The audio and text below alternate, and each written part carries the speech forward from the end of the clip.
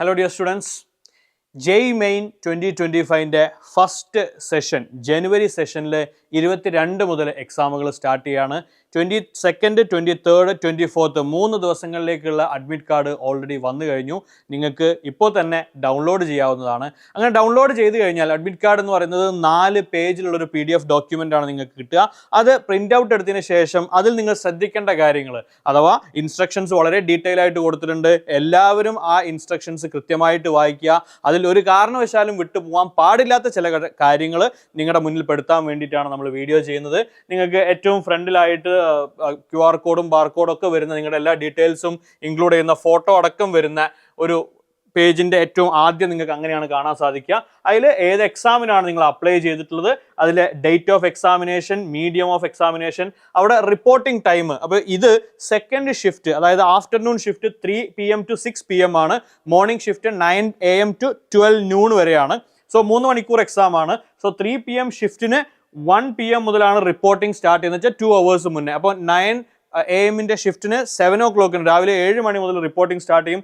Entry closing time at the centre എന്ന് പറഞ്ഞിരിക്കുന്നത് 2:30 ആണ്. എന്ന് വെച്ചാൽ 3 o'clock ഷിഫ്റ്റിന് 2:30 ആണ് entry closing. So half an hour before നിങ്ങൾ നിർബന്ധമായിട്ട് എക്സാം സെന്ററിൽ എത്തിയിരിക്കണം. അവിടെ ഫ്രിസ്കിങ്ങും മറ്റു കാര്യങ്ങളൊക്കെ ഉണ്ടാകും. നൗ മറ്റുള്ള കാര്യങ്ങൾ അവിടെ എക്സാം സെൻറ്ററിൻ്റെ ഡീറ്റെയിൽസ് കാര്യങ്ങൾ കൊടുത്തിട്ടുണ്ട്. നിങ്ങളുടെ ആധാറിൻ്റെ ലാസ്റ്റ് 4 digits കൊടുത്തിട്ടുണ്ട്. പിന്നെ നമ്മളൊരു ഡിക്ലറേഷനാണ്. ആ ഡിക്ലറേഷൻ നമ്മൾ കൂട്ടിച്ചേർക്കാനൊന്നുമില്ല. ജസ്റ്റ് ഇതെല്ലാം കൃത്യമായിട്ട് വായിക്കുക. നിങ്ങൾ ആ ഇമ്പോർട്ടൻറ്റ് ഇൻസ്ട്രക്ഷൻസും അതുപോലെ തന്നെ സ്റ്റുഡൻസിന് കാൻഡിഡേറ്റ്സിനുള്ള അഡ്വൈസറി എല്ലാം നിങ്ങൾ വായിച്ചു എന്നുള്ളതാണ് ഇതിലൂടെ നമ്മൾ ഡിക്ലെയർ ചെയ്യുന്നത്. അതിൻ്റെ അവസാനം 3 ബോക്സസ് കൊടുത്തിട്ടുണ്ട്. അതിൽ ഫസ്റ്റ് വൺ നിങ്ങളെ ഫോട്ടോ ഫിക്സ് ചെയ്യാനുള്ളതാണ്. Same as uploaded on the application form to be fixed before reaching the center. So ഈ ഫോട്ടോ നിങ്ങൾ സെൻറ്ററിൽ എത്തുന്നതിന് മുന്നേ, അതായത് വീട്ടിൽ നിന്ന് തന്നെ ഒട്ടിച്ച് കൊണ്ടുപോകേണ്ടതാണ്. രണ്ടാമത്തെ ബോക്സിൽ നിങ്ങൾ കാൻഡിഡേറ്റ്സിൻ്റെ left hand thumb impression to be fixed once again before reaching the centre. So ഇങ്ങനത്തെ കാര്യങ്ങളൊന്നും എക്സാം സെൻറ്ററിലേക്ക് നിങ്ങൾ അല്ലെങ്കിൽ എക്സാം സെൻറ്ററിൽ എത്തിയിട്ട് ചെയ്യാം എന്ന് വിചാരിക്കരുത്. ഇതെല്ലാം നിങ്ങൾ പോകുന്നതിൻ്റെ മുന്നേ തന്നെ വീട്ടിൽ നിന്ന് തന്നെ ഇതെല്ലാം ചെയ്തിട്ട് പോവുക. എന്നാൽ മൂന്നാമത്തെ ബോക്സ് നിങ്ങളുടെ സിഗ്നേച്ചറിനുള്ളതാണ്.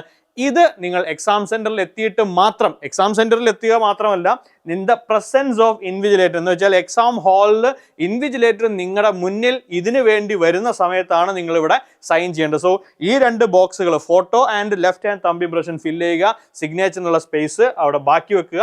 The candidates are advised to bring photo ID proof as uploaded in online application at the time of registration given above. അതായത് നിങ്ങൾ കൊണ്ടുവരേണ്ടത് ഫോട്ടോ ID പ്രൂഫ് ഏതാണോ നിങ്ങൾ രജിസ്ട്രേഷൻ്റെ സമയത്ത് കൊടുത്തത് അതേ ഫോട്ടോ ID പ്രൂഫ് കൊണ്ടുവരിക. ഏതാണോ നിങ്ങൾ രജിസ്ട്രേഷനിൽ അപ്ലോഡ് ചെയ്ത ഫോട്ടോ എക്സാക്ട് സെയിം ഫോട്ടോ ആയിരിക്കണം നിങ്ങളിവിടെ പേസ്റ്റ് ചെയ്യേണ്ടത്. സോ ഇത്രയും കാര്യങ്ങളാണ് ഡിക്ലറേഷൻ ഏറ്റവും ഫ്രണ്ട് പേജിലുള്ള. ഇതാണ് നിങ്ങൾ എക്സാം ഹാളിലേക്ക് കൊണ്ടുപോകേണ്ട അഡ്മിറ്റ് കാർഡ് എന്ന് പറയുന്നത്. ഇതിൻ്റെ സെക്കൻഡ് പേജിലാണ് ഇൻസ്ട്രക്ഷൻസ് കൊടുത്തിട്ടുള്ളത്.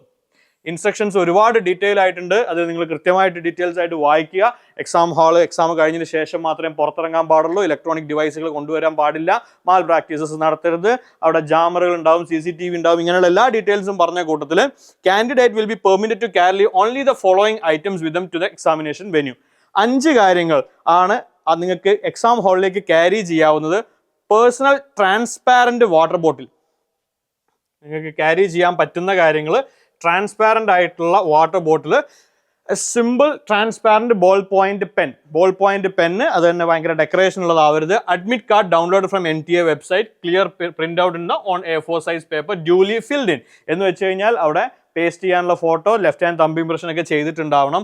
4ാമത് additional 1 passport size photograph for pasting on the attendance sheet. Attendance ഷീറ്റിൽ ഒട്ടിക്കാൻ നിങ്ങളൊരു പാസ്പോർട്ട് സൈസ് ഫോട്ടോഗ്രാഫും കൊണ്ടുപോകേണ്ടതുണ്ട്. ആൻഡ് 5ാമത് നേരത്തെ പറഞ്ഞ ഒറിജിനൽ വാലിഡ് ID പ്രൂഫ്, നിങ്ങളുടെ ഫോട്ടോ ID പ്രൂഫ് ഏതാണോ അപ്ലോഡ് ചെയ്തിട്ടുള്ളത് അത് കൊണ്ടുപോകാം. നൗ എക്സാമിനേഷൻ സെൻറ്ററിൽ റീച്ച് ചെയ്യുന്നതിന് മുന്നേ തന്നെ നിങ്ങളുടെ ആ സെൽഫ് ഡിക്ലറേഷൻ ഫോമിൽ അല്ലെങ്കിൽ പേസ്റ്റ് ചെയ്യാനുള്ള ഫോട്ടോ, അതേപോലെ തന്നെ ലെഫ്റ്റ് ഹാൻഡ് തമ്പ് ഇംപ്രഷൻ കൊടുക്കേണ്ടത് ചെയ്തിരിക്കുക. സോ ചുരുക്കി പറഞ്ഞാൽ നിങ്ങൾക്ക് 2 ഫോട്ടോ വേണം. ഒന്ന് അഡ്മിറ്റ് കാർഡിൽ പോകുന്നതിന് മുന്നേ പേസ്റ്റ് ചെയ്യാനും, ഒന്ന് അറ്റൻഡൻസ് ഷീറ്റിൽ അവിടെ വെച്ച് പേസ്റ്റ് ചെയ്യാനും. പിന്നെ ഫോട്ടോ ID പ്രൂഫ് വേണം. അങ്ങനത്തെ കാര്യങ്ങൾ ചെയ്യുക. Okay, bring photo ID proof as uploaded. അതൊക്കെ ഒരുപാട് പ്രാവശ്യം പറഞ്ഞിട്ടുണ്ട്. അപ്ലോഡ് ചെയ്ത് അതേ സാധനം കൊണ്ടുവരണം എന്ന് പറഞ്ഞിട്ടുണ്ട്. ഇനി ഡിഫറൻഷ്യലി ഏബിൾഡ് സ്റ്റുഡൻസ് ആണെങ്കിൽ അവർക്ക് അതിൻ്റെ സർട്ടിഫിക്കറ്റ് കൊണ്ടുവരേണ്ടതുണ്ട്. ഡ്രോയിങ് ടെസ്റ്റുള്ള പാർട്ട് 3 BRക്കിനുള്ള പേപ്പറിൽ പാർട്ട് 3 ഡ്രോയിങ് ടെസ്റ്റ് ആണ്. സോ ഡ്രോയിങ് ടെസ്റ്റിന് വേണ്ട ഐറ്റംസ് അത് അതാത് സ്റ്റുഡൻസിന് കൊണ്ടുവരണം. അതായത് geometry box, pencils, erasers, crayons, അങ്ങനത്തെ കാര്യങ്ങൾ, colour pencils, colour pencils, or crayons. So ഇങ്ങനത്തെ കാര്യങ്ങൾ അതാത് സ്റ്റുഡൻസ് തന്നെ കൊണ്ടുവരണം, അവിടെ നിന്ന് പ്രൊവൈഡ് ചെയ്യുന്നതല്ല.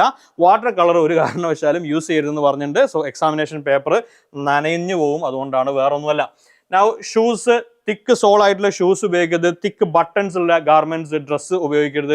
ഇങ്ങനത്തെ കാര്യങ്ങൾ ഇതൊക്കെ സ്ഥിരം നമ്മൾ ഫോളോ ചെയ്യുന്ന കാര്യങ്ങളാണ്. സോ സിമ്പിൾ ഡ്രസ്സ് പോവുക, സിമ്പിൾ വാട്ടർ ബോട്ടിൽ കൊണ്ടുപോവുക, സിമ്പിൾ ആയിട്ടുള്ള പേന കൊണ്ടുപോവുക, ഇങ്ങനത്തെ കാര്യങ്ങൾ പറഞ്ഞിട്ടുണ്ട്. ഇനി ബയോ ബ്രേക്ക്, നമ്മളൊന്ന് ടോയ്ലറ്റ് പോകേണ്ട, വാഷ്റൂമിൽ പോകേണ്ട ആവശ്യമുണ്ടെങ്കിൽ നിങ്ങൾക്ക് ചോദിച്ചിട്ട് പോകാവുന്നതാണ്. അങ്ങനെ പോയി കഴിഞ്ഞാൽ തിരിച്ച് കയറുന്നതിന് മുന്നേ വീണ്ടും ഫ്രിസ്കിംഗ് ഉണ്ടാകും. അങ്ങനത്തെ കാര്യങ്ങളൊക്കെ ഇതിൽ കൃത്യമായി മെൻഷൻ ചെയ്തിട്ടുണ്ട്. ഇനി blank paper sheets for rough work will be provide in the examination hall. So നിങ്ങൾക്ക് എക്സാം ബേസിക്കലി ക്വസ്റ്റ്യൻസ് വരുന്നത് സ്ക്രീനിലാണ്, അവിടെ എഴുതാൻ പറ്റില്ല.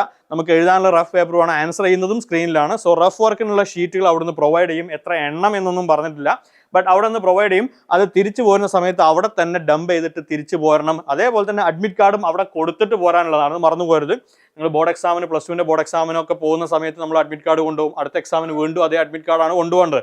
അപ്പോൾ അഡ്മിറ്റ് കാർഡ് മറക്കാതെ തിരിച്ചു കൊണ്ടുവരണം എന്നാണ് പറയാറുള്ളത്. എന്നാൽ ജെയ് മെയിൻ പോലുള്ള എൻട്രൻസ് എക്സാമുകൾക്ക് നിങ്ങൾ പോകുമ്പോൾ കൊണ്ടുപോയ അഡ്മിറ്റ് കാർഡ് അവിടെ കൊടുത്ത് അതിൽ സിഗ്നേച്ചർ ഇൻവിജിലേറ്ററിൻ്റെ മുന്നിൽ വെച്ച് സിഗ്നേച്ചറൊക്കെ ചെയ്ത് അവിടെ കൊടുത്തിട്ടാണ് പോരേണ്ടത്. ഒരു കാരണവശാലും അഡ്മിറ്റ് കാർഡ് തിരിച്ചു കൊണ്ടുപോരരുത്.